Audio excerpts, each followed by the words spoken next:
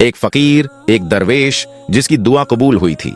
एक दिन वह राजमहल के सामने खड़ा होकर बोला, मैं राजकुमारी से शादी करना चाहता हूं।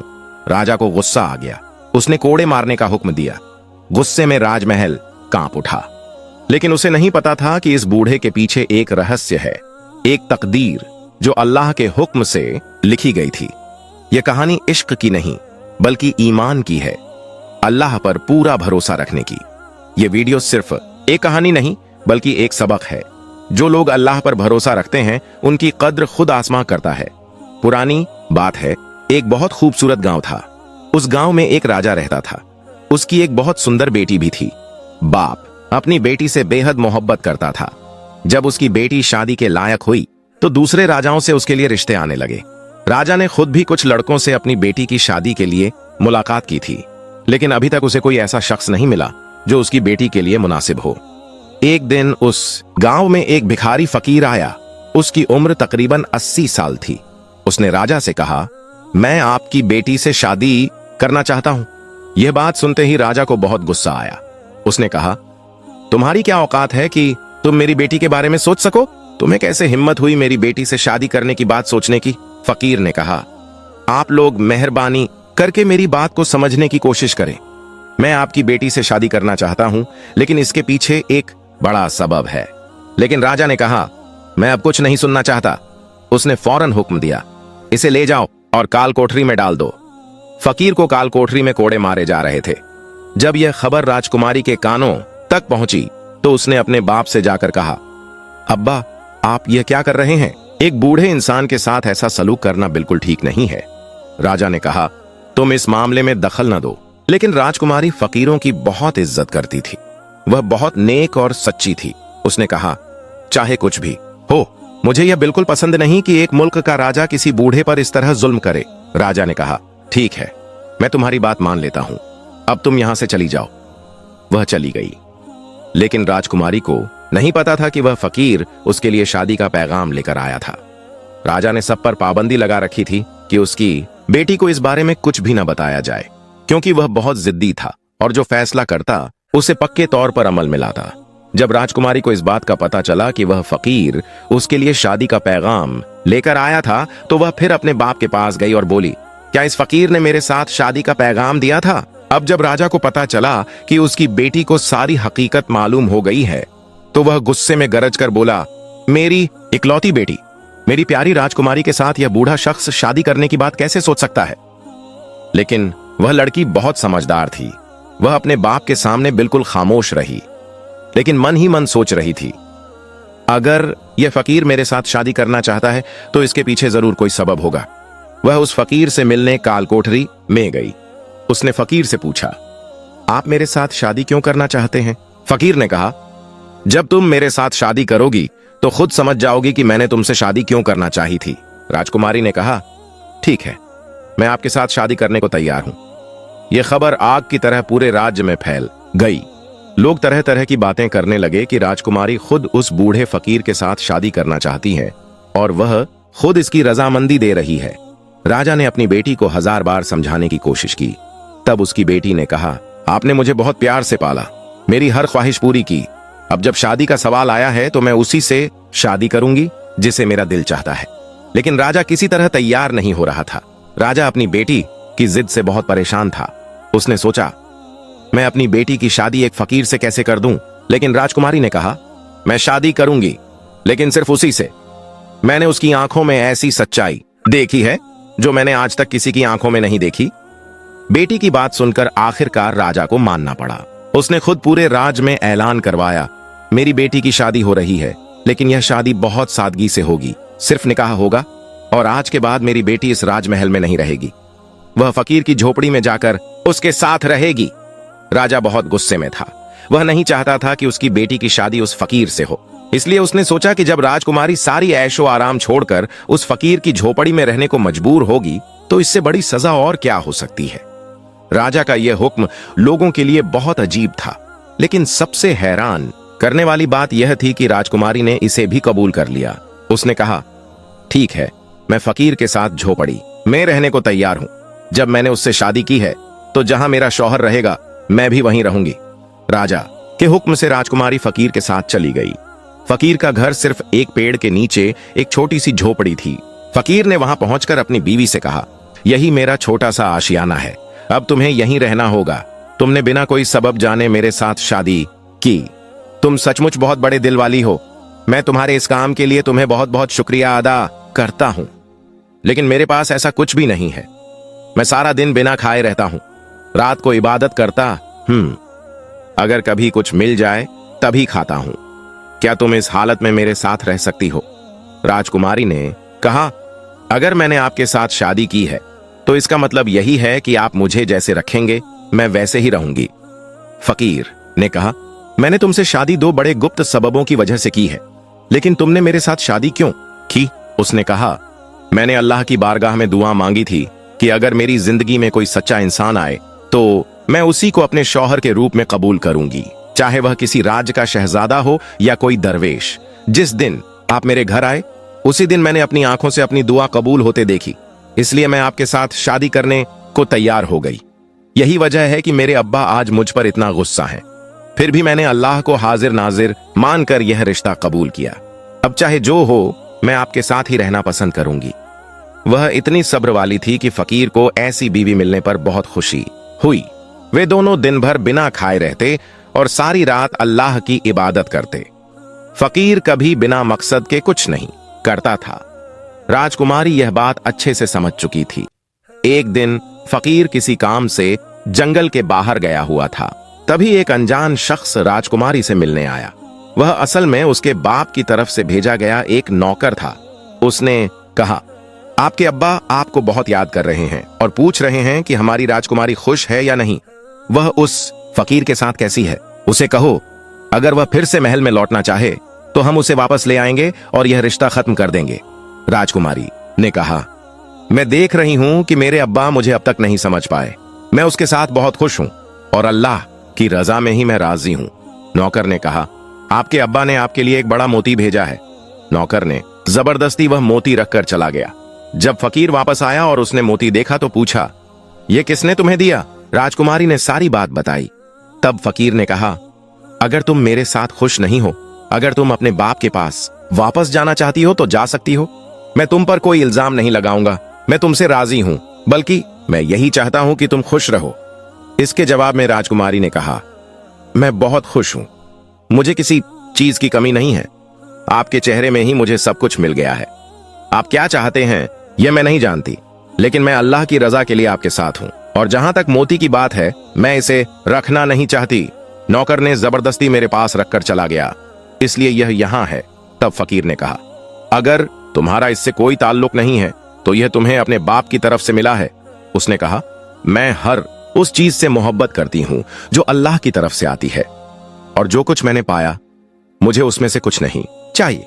यह कहते ही वह मोती वहां से गायब हो गया। यह देखकर फकीर मुस्कुराए। उन्होंने अपनी बीवी को कुछ भी नहीं बताया। उन्होंने कहा, तुम एक सच्ची और दीनदार औरत हो। जहां से यह मोती आया था वहां वापस चला गया। एक आम औरत अपने शौहर के साथ मोहब्बत से जिंदगी गुजार रही थी। हालांकि उनके बीच उम्र का बहुत फर्क था, फिर भी वह राजी थी। वह हमेशा शाही जिंदगी देखती आई थी। आज वह सिर्फ 2 खजूर खाकर जिंदगी गुजार रही थी। यह अपने आप में बहुत बड़ी बात थी। कभी कभी तो खाने के लिए खजूर भी नहीं मिलती थी। एक रात फकीर इबादत में मशगूल थे, तभी उन्हें किसी के आने की आहट सुनाई दी। फकीर ने देखा कि एक शख्स सिर पर एक बड़ा थाल ले आ रहा है। उसने कहा, बादशाह सलामत ने अपनी बेटी के लिए यह रात का खाना भेजा है। और कहा है, मेरी बेटी को कहो कि सिर्फ पानी पीकर तो वह मर जाएगी। उसका शौहर उसे खाना खिलाने के लायक भी नहीं है। उसके बाप अभी जिंदा हैं, वह चाहे तो सब कुछ दे सकते हैं। यह सुनकर राजकुमारी ने कहा, मुझे किसी चीज की जरूरत नहीं है, मैं सिर्फ अपने अल्लाह से मांगती हूं। यह खाना लेकर तुम वापस चले जाओ। लेकिन नौकर मजबूरन वहीं थाल लिए खड़ा रहा। तब राजकुमारी को गुस्सा आ गया। उसने कहा, मैं यह खाना नहीं खाऊंगी। मैं अल्लाह के दिए हुए को नकारने वाली नहीं हूं। राजकुमारी के मुंह से यह बात सुनकर फकीर की आंखों में आंसू आ गए। उन्होंने अल्लाह की बारगाह में दुआ मांगी, ऐ अल्लाह, तू मेरी बीवी के लिए आसमां से ऐसा फल नाजिल कर दे जो किसी ने कभी ना देखा हो। फकीर की यह दुआ कबूल हो गई। आसमां से एक चांदी का थाल नाजिल होता दिखाई दिया। जिसमें खाना परोसा हुआ था। राजकुमारी के बाप ने जो नौकर भेजा था वह यह नजारा देखकर हैरान रह गया। उसने जो खाना थाल में लाया था उसे लेकर वह महल की तरफ वापस चला गया। इधर फकीर ने कहा, तुम हमेशा कहती हो कि अगर अल्लाह तुम्हें खाना भेजे तभी तुम खाओगी। देखो, यह खाना तुम्हारे लिए आसमान से उतरा है, यह अल्लाह ताला की तरफ से है। अब राजकुमारी ने अपने शौहर के साथ मिलकर वह खाना खाया। शादी के बाद आज पहला दिन था जब उसने पेट भरकर खाना खाया। उसने अल्लाह का शुक्रिया अदा किया। जब नौकर महल में वापस गया तो उसने बादशाह से कहा, अब आप अपनी बेटी की कोई फिक्र न करें। उसके लिए तो आसमान से चांदी का थाल उतर रहा है। वह बहुत अच्छी जिंदगी जी रही है। वह कोई आम फकीर नहीं है, बल्कि लगता है किसी राज का शहजादा है। बादशाह ने कहा, यह कैसे मुमकिन है? अगर वह ऐसा होता तो झोपड़ी में क्यों रहता, और मेरी बेटी मेरे खिलाफ कैसे जा सकती है? मैं कुछ समझ नहीं पा रहा। उसने कहा, मैं भी जाकर देखता हूं कि आखिर मेरी बेटी के लिए खाना कहां से आता है। एक दिन वह छुपकर छद्मवेश में फकीर की झोपड़ी में पहुंच गया। उस दिन फकीर फिर अल्लाह की बारगाह में दुआ कर रहे थे। बादशाह ने अपनी आंखों से देखा कि आसमान से एक थाल उतर रहा है।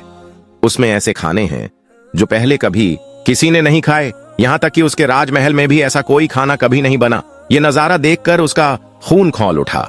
वह महल में वापस आया और गुस्से में इधर उधर टहलने लगा। उसने कहा, मुझे लगता है कि यह फकीर जरूर कोई बड़ा जादूगर है, तभी वह इस तरह ऊपर से खाना ला सकता है। उसने अपने भरोसेमंद आदमी से कहा, इस जादूगर को तबाह करना होगा। इस जादूगर ने मेरी बेटी को मुझसे दूर कर दिया। उस आदमी ने कहा, हाँ, मैं एक ऐसे जादूगर को जानता हूं जो इसके साथ मुकाबला कर सकता है। वह बहुत ताकतवर जादूगर है। उसके जादू के सामने किसी और जादूगर की कोई औकात नहीं है। बादशाह ने कहा, ठीक है, उसे जल्दी मेरे सामने लाओ। जब वह जादूगर आया तो उसे सारी बात बताई गई और कहा गया, एक अल्लाह का बंदा फकीर मेरी बेटी को ले गया है और जादू की तरह हर दिन उसे खाना दे रहा है। अगर मेरी बेटी ऐसे खाने खाती रही तो वह हमेशा उसी की तारीफ करेगी। मुझे हर हाल में अपनी बेटी को वापस लाना है। जादूगर ने तब अपने मंत्र पढ़ना शुरू किया। कुछ दिनों बाद उसे पता चल गया कि वह कोई जादूगर नहीं बल्कि अल्लाह का कोई नेक बंदा है। उसके साथ मुकाबला करना इतना आसान नहीं है। जादूगर सीधे बादशाह के पास गया और बोला, मैं उसके साथ मुकाबला नहीं कर सकता, क्योंकि अगर मैं उसके सामने खड़ा हुआ तो मेरा बहुत बड़ा नुकसान हो जाएगा। बादशाह ने कहा, कैसा नुकसान होगा? उसने कहा, मैं उसके साथ कोई जादू नहीं करना चाहता। बादशाह को अब बहुत गुस्सा आ गया, क्योंकि इतने दिन वह सब कुछ बर्दाश्त करता आया था। अब तक वह अपनी बेटी की हर ख्वाहिश पूरी करता आया था। अब जब उसने देखा कि यह जादूगर भी कुछ नहीं कर सकता तो उसने कहा, अगर तुम कुछ नहीं कर सकते तो मुझे सिखाओ, मैं खुद अपनी बेटी को वापस लाऊंगा। जादूगर ने कहा, आप नहीं जानते, आपका तख्त उलट जाएगा, सब कुछ तबाह हो जाएगा। लेकिन बादशाह ने कहा, मुझे हर हाल में अपनी बेटी वापस चाहिए। आखिरकार जादूगर ने बादशाह को वह जादू सिखाना शुरू कर दिया। इधर उसकी बेटी अल्लाह का नाम ले रही थी, अपने शौहर की इज्जत रख रही थी, नमाज अदा कर रही थी। जो सुकून उसे उस झोपड़ी की मिट्टी की चटाई पर मिल रहा था वह राजमहल के नरम गद्दों से भी कभी नहीं मिला। लेकिन उसका बाप तब इस्लाम के रास्ते से हटकर जादू टोने में लिप्त था, क्योंकि वह हर हाल में अल्लाह के बंदे फकीर को हराना चाहता था और अपनी बेटी को वापस लाना चाहता था। अब बादशाह ने पूरा जादू सीख लिया। उसने जादूगर का लिबास पहना, फिर एक जगह बैठकर एक चक्र बनाया और मंत्र जपने लगा। वह ऐसी ताकत मांग रहा था जिससे वह फकीर को तबाह कर सके। लेकिन वह फकीर अल्लाह का प्यारा बंदा था जो पवित्र तरीके से दुआ करता था। उसके सामने कोई जादू टोना काम नहीं करता था। अल्लाह का बंदा फकीर समझ गया था कि कोई उसे परेशान करने की कोशिश कर रहा है और उसकी बीवी को उससे जुदा करने की कोशिश कर रहा है। उसने कुरान शरीफ पढ़ा और रास्ता तलाशना शुरू किया। बादशाह बार बार मंत्र पढ़कर फूंक मारता था, लेकिन हर फूंक उसी की तरफ लौट आती थी। आखिरकार बादशाह ने एक खास मंत्र पढ़ना शुरू किया। मंत्र पढ़ते ही वहां एक बड़ा मोटा जंगली शेर प्रकट हो गया। बादशाह ने कहा, जा, जंगल में जो फकीर बैठा है उसे फाड़ दे और मेरी बेटी को ले आ। बादशाह के हुक्म पर वह शेर जंगल की तरफ दौड़ा। इधर अल्लाह का फकीर खूबसूरत आवाज में कुरान की तिलावत कर रहा था। जब वह शेर फकीर के पास पहुंचा तो तिलावत की आवाज सुनकर वह बैठ गया, सिर्फ वही तिलावत सुनने के लिए जितनी देर फकीर अल्लाह का नाम ले रहा था। बादशाह की हालत उतनी ही खराब होती जा रही थी। जादूगर ने पहले ही आगाह किया था कि अगर मंत्र बीच में अटक जाए या कोई गड़बड़ हो तो ऐसा कुछ होगा जो आप कभी सोच भी नहीं सकते। आपको किसी जानवर में तब्दील कर दिया जाएगा। फकीर ने शेर की तरफ देखा और अल्लाह का नाम लेना शुरू किया। वह शेर जो फकीर पर हमला करने आया था अचानक गायब हो गया। अल्लाह का बंदा फकीर राजकुमारी की तरफ देखकर बोला, मुझे माफ कर दो, मैंने तुम्हारे साथ कुछ अच्छा नहीं किया। राजकुमारी ने कहा, आपने ऐसा क्या किया? फकीर ने कहा, मैंने तुम्हारे बाप के चेहरे को जानवर में तब्दील कर दिया। मैं ऐसा नहीं चाहता था, लेकिन उसने मेरे ऊपर जो जादू किया वह उसी की तरफ लौट गया। यह सुनकर राजकुमारी को बहुत दुख हुआ। उसने कहा, चलो हमें अभी महल में वापस जाना चाहिए। आखिर हुआ क्या है यह देखना जरूरी है। वह अपने शौहर के साथ राजमहल में पहुंची। वहां बहुत शोर शराबा हो रहा था। सब कह रहे थे, बादशाह को क्या हो गया? उसका चेहरा जानवर जैसा कैसे हो गया? फकीर को महल के दरवाजे पर पहरेदारों ने अंदर नहीं जाने दिया। वे कह रहे थे, यह शख्स जादूगर है, इसने ही हमारे बादशाह को ऐसा बनाया है। राजकुमारी ने कहा, मैं इस महल की राजकुमारी मुझे अंदर जाने दो। वह अंदर गई और जब उसने अपने बाप को इस हालत में देखा तो उसकी आंखों में आंसू आ गए। उसका बाप अपना सिर पीट रहा था। उसका मुंह तो पहले जैसा ही था, लेकिन पूरा बदन जानवर जैसा हो गया था। बेटी ने अपने बाप को इस हालत में देखकर रोना शुरू कर दिया। उसने कहा, आपने ऐसा क्यों किया? वह चाहे जैसा भी हो, आखिर वह मेरा बाप है और मैं उसकी बेटी हूं। बाप की यह हालत देखकर वह फूट फूट कर रोने लगी। उसने कहा, आपने हमारे साथ ऐसा क्यों किया? आप मेरे शौहर को मारना क्यों चाहते थे? बादशाह ने कहा, मैं तुम्हारे शौहर को बहुत पहले से जानता था। तुम्हारे शौहर ने तुमसे शादी की, लेकिन क्यों की ये आज तक तुम्हें नहीं बताया। आज मैं तुम्हें बता रहा हूं। असल में मैं नहीं चाहता था कि तुम्हारी शादी किसी मुसलमान के साथ हो। मैं चाहता था कि तुम किसी ऐसे राज्य के शहजादे की रानी बनो जो गैर मुस्लिम हो, जिसके पास बहुत दौलत हो। मैं तुम्हारी शादी उसके साथ करके पूरे राज्य को अपने कब्जे में लेना चाहता था। इसलिए मैंने तुम्हें कुछ नहीं बताया, क्योंकि मैं जानता था कि तुम बहुत सच्ची और इबादत करने वाली हो। तुम चाहती थी कि तुम्हारा शौहर सच्चे रास्ते का इंसान हो। बादशाह ने आगे कहा, एक दिन मैं उस गैर मुस्लिम शहजादे से मिलने उसके राज्य में जा रहा था। रास्ते में मुझे इस शख्स की झोपड़ी दिखी। मैंने उसे इबादत में बैठे देखा। तुम तो जानती ही हो कि मुझे फकीरों से नफरत है। जब मैंने उसे देखा तो सोचा कि मेरी बेटी न जाने किसके साथ शादी करेगी। मैं तो कभी अपनी बेटी की शादी किसी फकीर के साथ नहीं कर सकता। मैं चाहता हूं कि वह किसी शहजादे की बीवी बने, चाहे वह गैर मुस्लिम ही क्यों न हो। तब मैं जाने वाला था। एक बूढ़े फकीर ने मुझे रोक कर कहा, आप ऐसी बातें क्यों कह रहे हैं? आप तो मुसलमान हैं। आपकी बेटी की शादी किसी मुसलमान सच्चे इंसान के साथ ही होनी चाहिए। उसने कहा, एक सच्चा शौहर आपकी बेटी को इज्जत देगा, उसे मोहब्बत देगा, क्योंकि वह अल्लाह से डरता है। यह राज, यह दौलत सब यहीं रह जाएगी। बस वह शौहर ही रहेगा जो अल्लाह के रास्ते पर चलेगा। उसकी यह बात मुझे बहुत बुरी लगी। मैंने कहा, तू कौन होता है मुझे ये सब कहने वाला? मेरी बेटी की शादी मैं जहां चाहूंगा वहीं करूंगा, ये मेरी मर्जी है। मैं इतना गुस्सा हो गया था कि मैंने अपने सिपाहियों से उसे कोड़े मरवाए। फिर भी वह कह रहा था, आप अपनी बेटी पर जुल्म न करें। इसी वजह से वह मेरे पीछे पीछे महल में आया और तुमसे शादी कर ली। तुम तो वैसे भी अल्लाह के रास्ते पर अपनी जिंदगी देने को तैयार थी। तुमने अपनी मर्जी के खिलाफ जाकर भी इस 80 साल के बूढ़े से शादी कर ली। मैंने सोचा, ये फकीर तो झोपड़ी में रहता है, ये तुम्हें क्या दे सकता है? तुम तो महल की राजकुमारी हो। कुछ दिन बाद तुम शायद मेरे पास वापस आ जाओगी। लेकिन तुमने सब्र और शुक्र के साथ वहां रहना शुरू कर दिया और इबादत करने लगी। तुम उस झोपड़ी में बिना खाए भी रही, लेकिन कभी महल में वापस नहीं आई। जब मैंने देखा कि तुम्हारे लिए आसमान से खाना उतर रहा है, तो मैंने तुम दोनों पर जादू किया, जो मुझे बिल्कुल नहीं करना चाहिए था। अब मेरा मुंह जानवर जैसा हो गया है। तब बादशाह फकीर के पास आया और बोला, मुझे माफ कर दीजिए। उसकी बेटी ने यह बात सुनकर बहुत दुख हुआ। उसने कहा, आपने जो चाहा वह यह था कि मैं शादी न करूं, लेकिन अल्लाह ताला जो चाहते हैं वही सबसे अच्छा होता है। मेरी शादी हो गई, मैं बहुत खुश हूं। मेरी किस्मत में ऐसा शौहर मिला जो अल्लाह से डरता है। वह परहेजगार, इबादत करने वाला और सच्चा इंसान है। वह अपनी बीवी की इज्जत करता है। मैं हमेशा दुआ करती थी कि जो कुछ मुझे मिले वह अल्लाह की तरफ से ही मिले। मेरा शौहर भी अल्लाह की तरफ से ही मेरे पास आया है। अगर वह 80 साल का बूढ़ा है तब भी मैं खुश हूं, क्योंकि एक शौहर अगर अपनी बीवी की इज्जत करता है वही अच्छा शौहर कहलाता है। मैं ऐसा शहजादा क्यों ढूंढूं जिसका राज बहुत बड़ा हो लेकिन दिल बहुत छोटा हो। मैंने अल्लाह की बारगाह में जो कुछ मांगा वह सब मुझे मिल गया। यह कहते ही उसी वक्त फकीर का चेहरा बदल गया। वह एक जवान शख्स बन गए, बहुत खूबसूरत इंसान। राजकुमारी ने जब अपने शौहर को गौर से देखा तो बोली, सुभान अल्लाह, आप कौन हैं? तब वह अल्लाह वाला बोला, मैं तुम्हारा शौहर हूं। राजकुमारी अपनी आंखों पर यकीन नहीं कर पा रही थी। बादशाह भी यह नजारा देखकर हैरान हो गया और अपनी हालत के बारे में सोचकर रोने लगा। उसने कहा, मैंने एक 80 साल के बूढ़े का इतना अपमान किया कि मेरा चेहरा जानवर जैसा हो गया, लेकिन यह अल्लाह वाला फिर जवान हो गया। फकीर ने कहा, हाँ, मैं तुम्हारा शौहर हूं। तुमने सब्र और शुक्र के साथ जिंदगी गुजारी। मैंने जितना दिया तुमने उतना ही खाया, एक बार भी शिकायत नहीं की। अल्लाह पाक तुमसे खुश होकर तुम्हें ऐसी इज्जत दी जिसकी तुम हकीकी हकदार हो। इसके बाद वह अपनी बीवी को लेकर जंगल के रास्ते पर चल पड़े।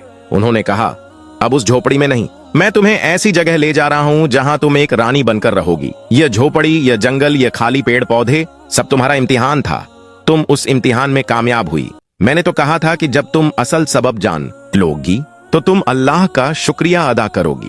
तो दोस्तों, देखा आपने, एक राजकुमारी जो एक गरीब फकीर की झोपड़ी में उसकी बीवी बनकर रह रही थी, वह सब कुछ अल्लाह से मांगती थी। वह हर चीज की दुआ अल्लाह से ही करती थी। जो लोग अल्लाह पर भरोसा रखते हैं, अल्लाह ताला उन्हें ऐसी जगह से रिज़्क देते हैं जिसका वह कभी तसव्वुर भी नहीं कर सकते। इसलिए हमें भी चाहिए कि हम सिर्फ और सिर्फ अल्लाह पर भरोसा रखें और सिर्फ अल्लाह से ही दुआ मांगें। आखिर में अल्लाह पाक की बारगाह में दुआ करते हैं कि अल्लाह हमारी सारी तकलीफें और दुख दूर कर दे। हमारी सारी दुआएं अल्लाह ताला कबूल फरमाए। आमीन।